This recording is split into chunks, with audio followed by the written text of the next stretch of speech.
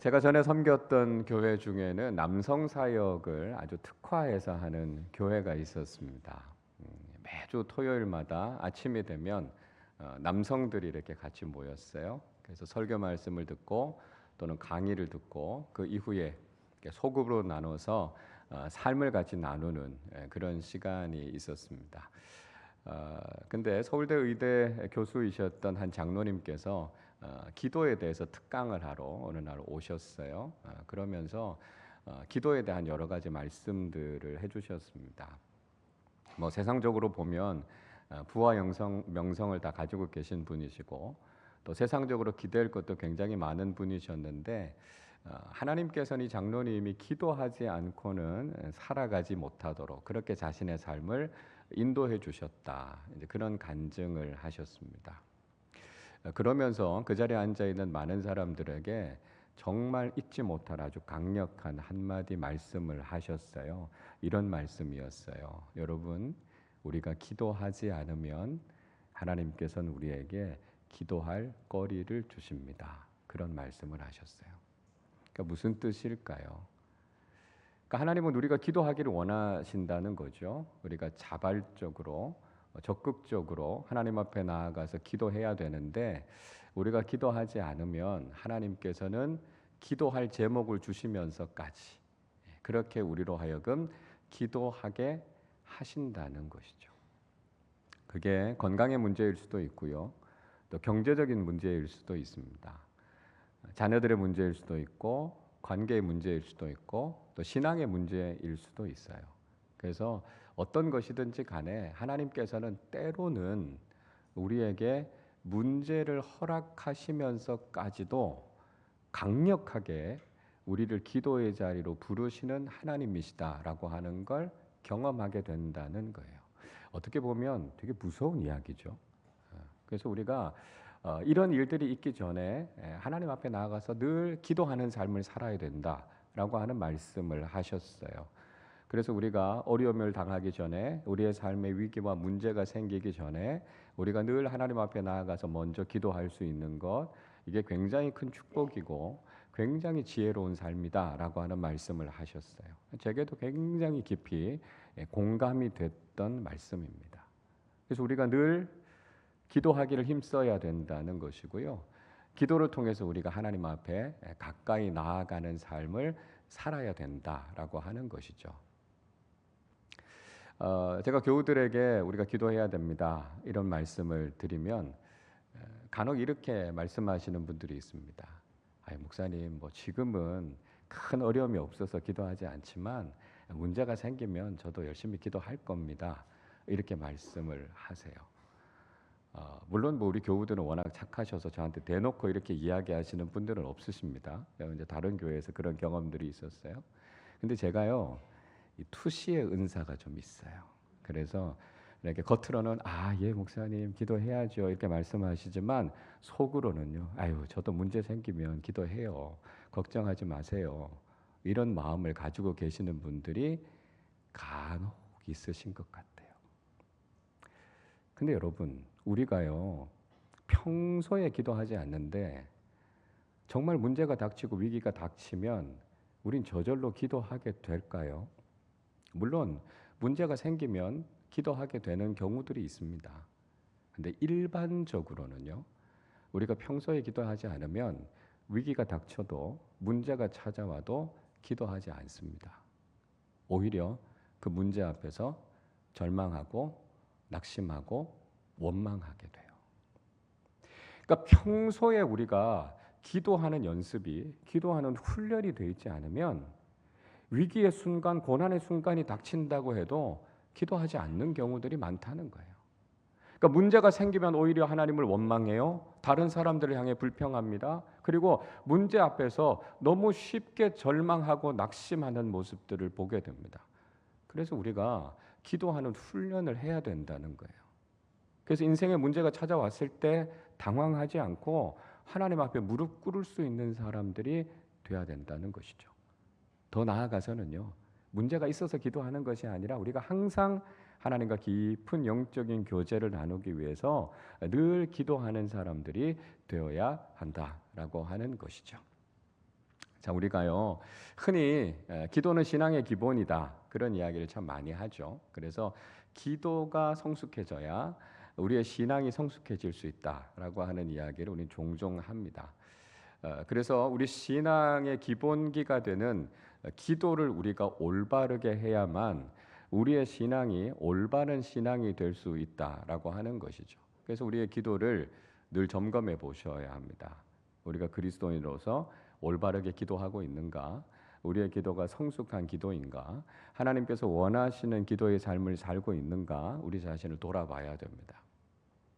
그래서 우리가 기도를 그냥 막 하면 안 돼요. 어떻게 기도해야 되는가라고 하는 것을 잘 배우셔야 합니다. 누가복음 11장 1절을 보면 이런 말씀이 있어요. 예수께서 한 곳에서 기도하시고 마치심에 제자 중 하나가 여짜오되 주여 요한이 자기 제자들에게 기도를 가르친 것과 같이 우리에게도 가르쳐 주옵소서 이렇게 말씀합니다. 예수님의 제자 중에 한 사람이 예수님께서 기도하시고 마치시고 돌아오셨을 때 예수님께 부탁의 말씀을 드렸어요. 무슨 말씀인가 하면 예수님 저희한테 기도를 좀 가르쳐 주십시오. 이렇게 부탁을 했다는 겁니다. 그러니까 예수님 당시에는요 영적인 스승들이 제자들에게 어떻게 기도해야 하는지 기도를 가르치고 훈련하는 것들이 일반적이었다는 거예요.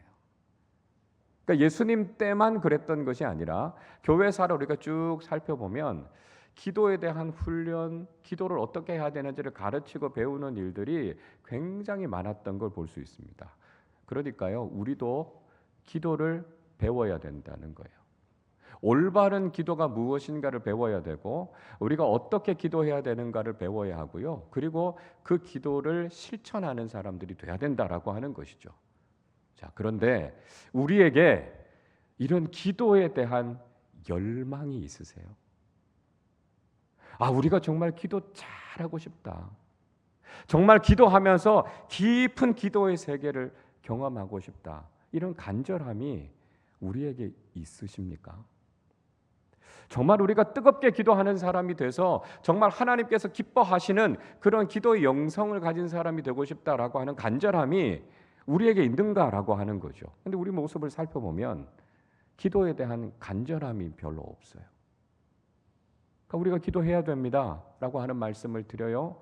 기도에 대해서 잘 배우셔야 하고 올바른 기도를 해야 됩니다라고 하는 말씀을 드립니다. 그래서 우리가 매 계절마다 아름다운 기도집을 만들어 드리고 이 모범 기도집을 따라서 읽으시면서 꼭 기도하십시오. 이런 말씀을 드려요. 공기도회, 화목기도회 여러분 참여하셔서 열심히 기도하셔야 됩니다. 말씀을 드립니다. 그러나 정말 우리에게 기도에 대한 뜨거운 열정이 있는가?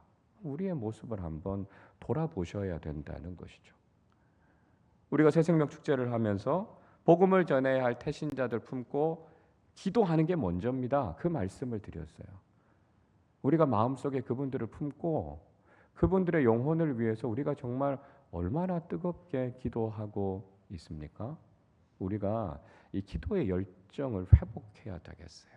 자, 오늘 우리 예수님의 기도를 통해서 기도에 대한 말씀을 함께 좀 생각해 보려고 합니다.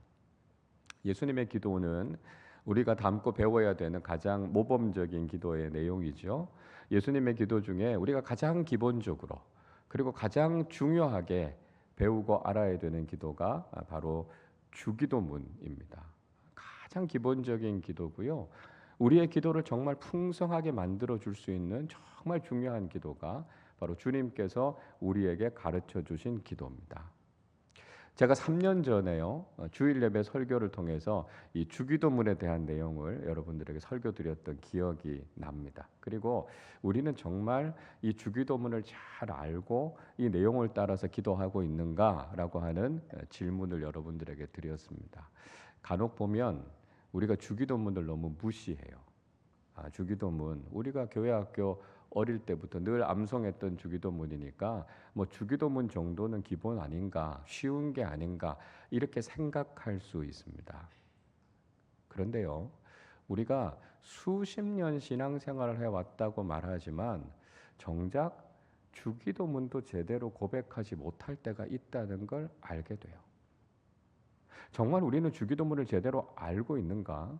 주님께서 가르쳐 주신 그 기도를 따라 우리는 올바르게 기도하고 있는가?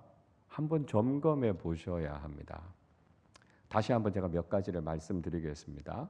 예수님께서 주기도문을 가르쳐 주시면서 그렇게 말씀하셨어요. 자신을 위한 기도보다 하나님을 위한 기도를 먼저 드려야 된다는 것을 우리에게 가르쳐 주셨습니다. 그래서 예수님께서는 하나님의 이름과 하나님의 뜻과 하나님의 영광, 하나님의 나라를 위한 기도를 먼저 하라고 말씀하셨어요. 주기도문의 내용이 그렇게 되어 있습니다. 여러분 어떠세요? 여러분 기도하실 때 여러분 자신을 위한 기도보다 하나님을 위한 기도를 먼저 하고 계십니까? 그렇지 못한 경우들이 많아요. 저도 평생 교회를 다녔고 20년 넘게 신학을 공부했지만 하나님을 위한 기도를 먼저 해야 된다라고 하는 이야기를 들어본 적이 없습니다. 근데 제가 주기도문을 가지고 설교를 하고 말씀을 묵상하면서 하나님께서 제게 깨닫게 해주셨어요. 아, 예수님의 기도는 하나님을 위한 기도를 먼저 하라고 말씀하신 것이구나. 그게 제 기도 생활에 있어서 굉장히 큰 변화가 됐고요. 여러분들에게도 기도할 때 하나님을 위한 기도를 먼저 하셔야 됩니다라고 하는 걸 말씀드리고 있습니다. 그래서 우리 아름다운 기도집의 가장 앞에는 항상 하나님을 위한 기도가 먼저 있어요. 기도의 우선순위는 나를 위한 기도가 아니라 하나님을 위한 기도가 먼저 돼야 된다는 것이죠. 자, 다른 예를 하나 들어볼까요? 예수님께서는 우리가 일용할 양식을 구하면서 기도하라 말씀하셨습니다.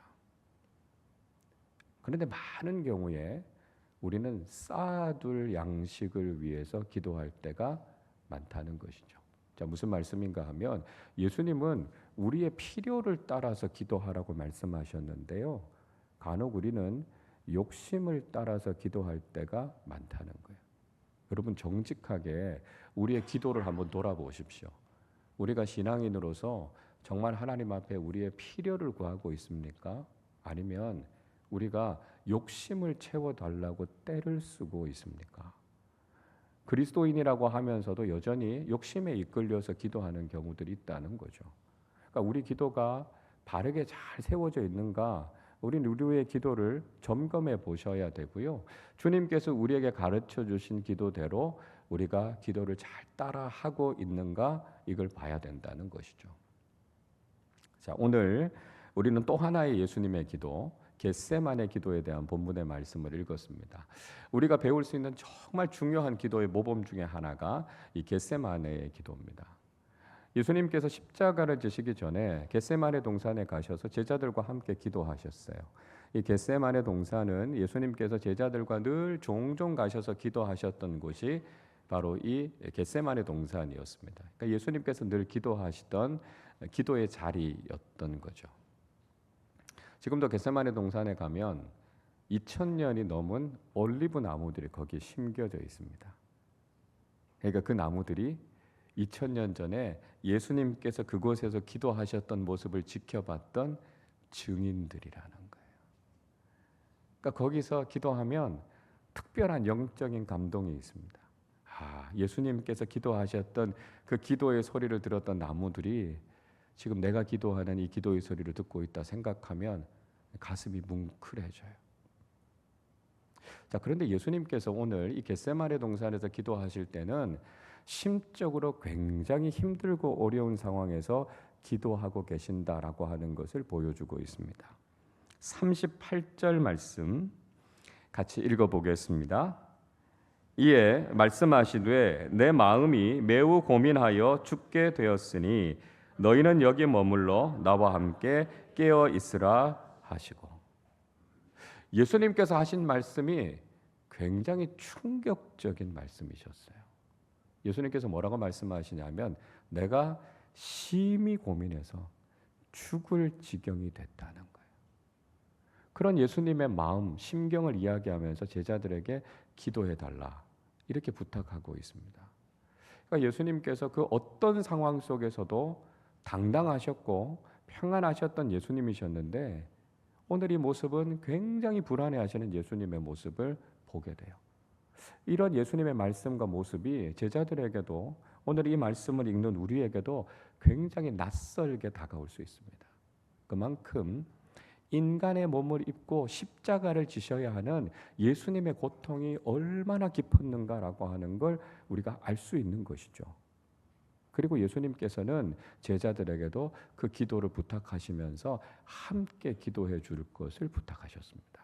자, 여러분, 우리는 오늘 이 말씀 속에서 굉장히 중요한 걸 발견하게 돼요. 그게 뭐냐 하면 문제는 우리를 기도로 초대한다는 것입니다. 십자가를 지셔야 된다라고 하는 그 현실이 예수님으로 하여금 겟세마네 동산에서 간절하게 엎드려 기도하게 하셨다라고 하는 것이죠. 때론 우리 인생 속에 문제가 생기게 되는데요. 그 문제는 우리를 기도의 자리로 부르신다는 거예요. 그러니까 하나님께서 우리 인생에 문제를 주시고 어려움을 주시는 건 우리를 망하게 하시기 위함이 아니라는 거예요. 우리에게 문제가 있지만 그 문제를 기도의 제목으로 바꾸어서 하나님 앞에 간절히 기도하게 하기 위해서 때로는 문제를 우리에게 허락하실 때도 있다는 거예요. 그래서 문제 앞에서 낙심하지 않고 절망하지 않고 하나님 앞에 기도할 수 있는 사람들이 성숙한 신앙인들이라는 거예요.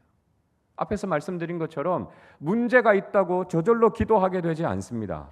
이스라엘 백성들이요, 광야를 걸어가다가 물이 없었어요. 먹을 양식이 없었어요. 그때 그들은 하나님 앞에 무릎 꿇지 않았습니다. 그들은 하나님을 향해서 원망했고요, 지도자인 모세를 향해서 불평했습니다. 여러분, 문제가 있다고 해서 저절로 기도하게 되는 것이 아닙니다. 문제가 있지만, 고난이 있지만 그 상황 속에서도 낙심하지 않고 절망하지 않고 하나님 앞에 기도의 무릎을 꿇을 수 있는 사람이 바로 그리스도인이라는 것입니다. 그래서 하나님께서는요, 문제를 통해서 우리를 기도의 자리로 부르세요. 우리 인생에 문제가 있을 때, 하나님이 나를 더 가까이 하기를 원하시는구나. 그래서 기꺼이 기도의 자리로 무릎을 꿇고 주님 앞으로 가까이 나아가는 믿음의 사람들이 되실 수 있기를 바랍니다. 그리고 예수님께서 제자들에게 기도를 부탁하셨던 것처럼 우리도요, 공동체를 향해서, 믿음의 사람들을 향해서 기도를 부탁하는 사람들이 돼야 된다라고 하는 것이죠. 간혹 문제가 생기면 그냥 숨기려고 합니다. 그냥 내 힘으로 다 해결하려고 하고요, 세상적인 방식으로 풀어보려고 하다가 오히려 문제에 매몰되는 경우들이 많습니다.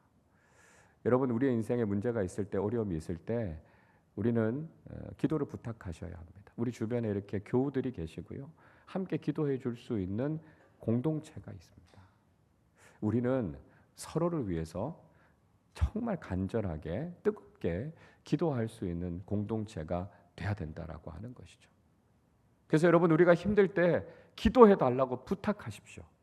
그리고 그 기도의 부탁을 받으셨다면 내 기도처럼 정말 간절하게 기도하실 수 있기를 바랍니다. 우리가요, 서로를 위해서 정말 뜨겁게 기도할 수 있는 공동체가 돼야 합니다.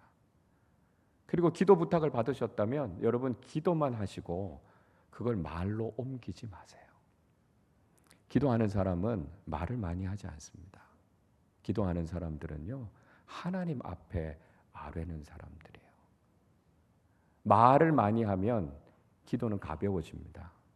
그러나 말하지 않고 하나님 앞에 무릎 꿇고 기도로 아뢰면 우리의 영성이, 영적인 능력이 더 깊어지는 것을 경험하게 된다는 것이죠. 기도의 제목이 있을 때 서로에게 기도를 부탁하실 수 있기를 바라고, 우리가 함께 서로를 위해서 뜨겁게 기도하는 믿음의 공동체가 되실 수 있기를 바랍니다. 자, 이제 우리가 예수님의 기도의 내용을 좀 살펴보려고 합니다.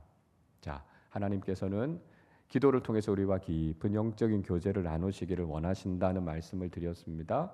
우리의 인생에 고난이 있지만, 문제가 있지만 오히려 그것을 기도의 제목으로 바꾸어서 하나님 앞에 더 가까이 나아가는 사람들이 되어야 된다는 말씀을 드렸습니다. 자, 그러면 구체적으로 우리가 어떻게 기도해야 되겠습니까? 먼저요, 우리는 자신의 소원을 가지고 기도를 시작해야 합니다. 39절 상반절 말씀을 같이 읽어보겠습니다. 조금 나아가사 얼굴을 땅에 대시고 엎드려 기도하여 이르시되 내 아버지여 만일 할만하시거든 이 잔을 내게서 지나가게 하옵소서. 예수님께서 땅에 엎드려서 간절하게 하나님 앞에 기도하셨습니다. 예수님께서 가장 처음 기도하셨던 내용이 무엇입니까? 하나님, 하실 수만 있다면, 가능하시다면 이 잔이 지나가게 해주십시오. 예수님 그렇게 기도하셨습니다. 예수님에게도요, 이 십자가의 고난은 정말 견딜 수 없는 고난이었어요. 그러니까 예수님께서 가지고 계셨던 인성에 의해서 이걸 좀 지나가게 할 수 없을까라고 하는 예수님의 인간적인 소원이 있었던 거죠. 그걸 가지고 하나님 앞에 기도하셨다라고 하는 것을 보여주고 있습니다.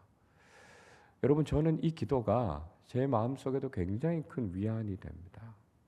예수님께서도 이 십자가의 고난은요, 피하시고 싶을 만큼 힘드셨다는 거예요. 예수님이 하나님의 본성을 가지고 계시니까 십자가쯤은 아무것도 아니다. 예수님 그렇게 받아들이지 않으셨다고요. 죽을 만큼 고민하고 힘겨워하실 만큼, 그렇게 간절하게 하나님 앞에 기도하셔야 할 만큼 이 십자가의 길은 그렇게 고통스럽고 어려웠다는 거예요. 이게 우리에게 말씀하고 있는 게 무엇이겠습니까? 우리 주님께서는 우리가 겪는 모든 아픔과 고통에 대해서 너무 잘 알고 계신다는 거예요. 우리가 뭐 때문에 힘들어하는지, 우리가 무엇 때문에 그렇게 고통스러워하는지 우리 주님께서는 너무나 잘 아신다는 거예요. 주님은 우리 인생의 모든 문제와 고통에 대해서 누구보다도 깊이 이해하시는 주님이 되신다는 거예요. 전 그래서 예수님이 너무 좋아요. 우리 인생에 어떤 문제가 있는지, 우리가 무엇 때문에 이렇게 힘겨워하는지 우리 주님께서 너무나 잘 아신다는 거죠. 그래서 주님 같은 친구가 없는 겁니다. 자, 예수님께서 오늘 하나님께 드리셨던 이 첫 번째 기도의 내용이 우리에게 보여주는 것이 무엇입니까? 우리의 소원을 가지고 기도를 시작하라는 것입니다.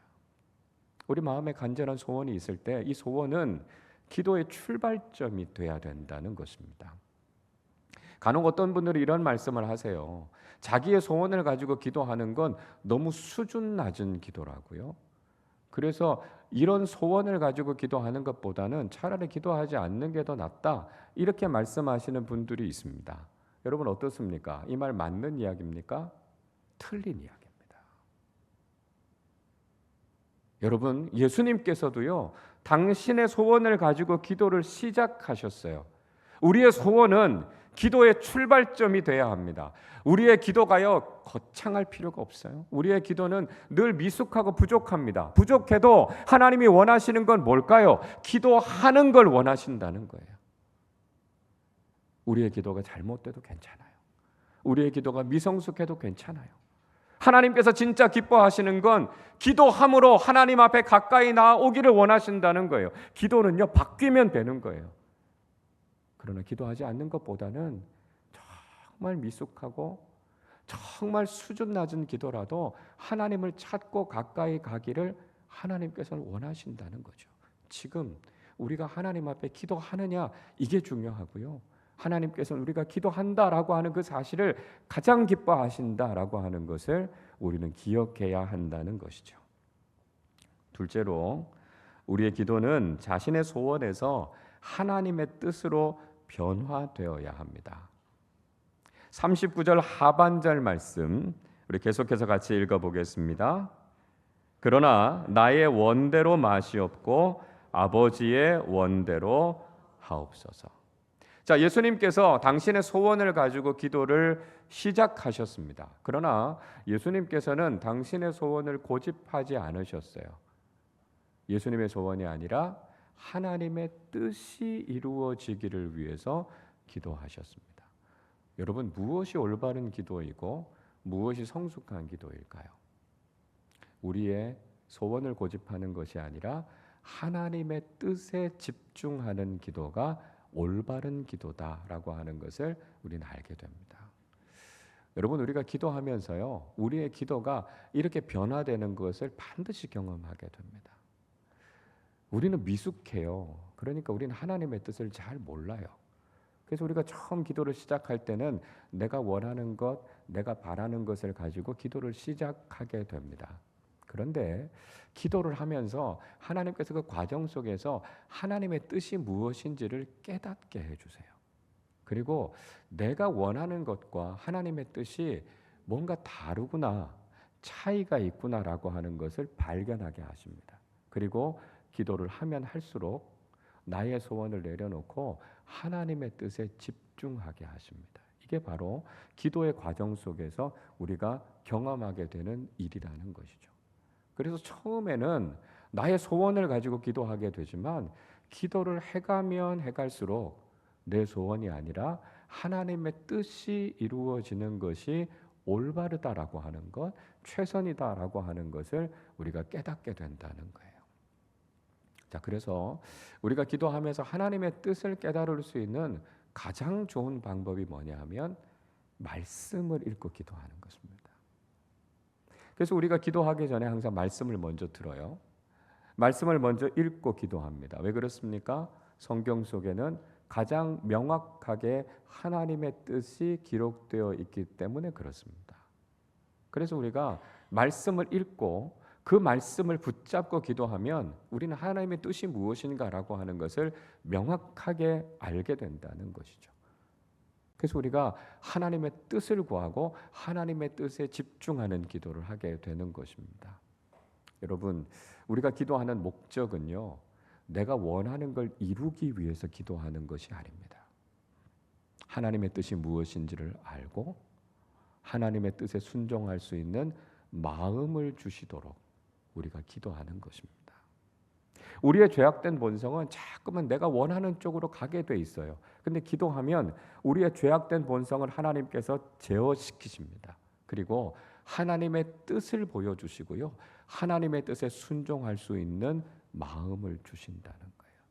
그러니까 내 소원을 이루는 기도가 아니라 하나님의 뜻을 구하는 기도가 올바른 기도다라고 하는 것을 알아야 하고요.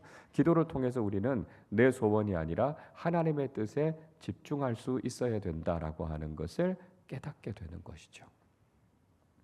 셋째로요, 우리는 평안이 임할 때까지 기도해야 합니다. 자, 우리가 기도하면서 늘 질문을 갖는 게 있어요. 언제까지 기도해야 되는가라고 하는 것입니다. 예수님께서 첫 번째 기도하시고 나서 돌아와 보니까 제자들이 다 졸고 자고 있었어요. 예수님께서 그들을 책망하지 않으시고 그들을 안타깝게 여기셨습니다. 깨어서 기도해야 된다 말씀하셨어요. 아직은 더 기도해야 된다는 것이죠. 42절 말씀에서 예수님께서 두 번째 기도하십니다. 기도의 내용이 조금 달라지긴 했습니다만 여전히 하나님의 뜻을 구하시면서 계속해서 기도하셨어요. 그리고 다시 돌아와 보니까 제자들이 또 자고 있었습니다. 제자들 다시 깨우고 예수님께서 세 번째 하나님 앞에 가서 같은 제목으로 기도하셨어요. 그리고 예수님의 기도가 끝났습니다. 예수님이 세 번 기도하셨는데요, 이 세 번의 기도는 충분한 기도를 이야기합니다. 자, 그럼 우리가 이렇게 생각할 수 있어요. 아, 그럼 우리도 세 번 기도하면 충분한 건가? 이런 생각을 할 수 있습니다. 충분한 기도는 횟수를 이야기하는 게 아니에요. 사도 바울이요, 자신의 육체의 가시를 빼달라고 하나님 앞에 세 번을 기도했습니다. 일반적으로 이 바울의 세 번의 기도는 40일 금식 기도를 세 번 한 것이다. 보통 이렇게 봅니다. 그러니까 중요한 건 횟수가 아니에요. 자, 그러면 우리가 언제까지 기도해야 할까요? 45절 말씀 같이 읽어보겠습니다. 이제 제자들에게 오사 이르시되 이제는 자고 쉬라. 보라, 때가 가까이 왔으니 인자가 죄인의 손에 팔리느니라. 예수님께서 돌아오셨어요. 이제 됐다. 이렇게 말씀하셨어요. 그리고 제자들을 향해서 이제는 자고 쉬라. 이렇게 말씀하셨어요. 예수님께서 제자들에게 평안을 선포하셨습니다. 여러분, 우리가 누군가에게 평안하십시오 이렇게 이야기하기 위해서는 이미 내 마음속에 평안이 있어야 평안하라고 이야기할 수 있는 거예요. 여러분, 우리의 기도는 언제까지 해야 됩니까? 우리의 마음에 하나님께서 평안을 주실 때까지 기도해야 한다는 것입니다. 여러분, 우리의 기도의 끝은 어디입니까? 우리 언제까지 기도해야 되죠? 정답은 평안이 우리 마음에 임할 때까지 기도해야 합니다. 우리는 기도 응답에 대해서 생각할 때 일반적으로 그렇게 생각해요. 문제가 해결되고 상황이 바뀌는 것, 그것이 기도 응답이라고 생각합니다. 그러나 그게 아니에요. 기도 응답은요, 하나님께서 우리에게 주시는 이 절대적인 평안이 임하는 것, 그게 바로 기도의 응답이라는 거예요. 여러분, 예수님 보세요. 예수님께서 충분히 기도하셨어요. 기도를 마치셨어요. 그러나 예수님의 상황은 하나도 달라진 것이 없습니다. 예수님께서 십자가 지셔야 되는 상황, 아무것도 달라지지 않았어요. 상황은 하나도 달라지지 않았지만 예수님의 마음속에는 하나님께서 주시는 절대적인 평안이 있었다는 거예요. 하나님께서 허락하신 이 십자가의 길을 순종함으로 걸을 수 있는 마음, 그리고 그 뜻에 순종하며 나아갈 때도 예수님의 마음속에 평안이 있었다는 거예요. 여러분, 우리는 언제까지 기도해야 된다고요? 우리의 마음에 평안이 임할 때까지 기도해야 한다는 것입니다. 여러분, 어떤 기도 제목 가지고 기도하고 계십니까?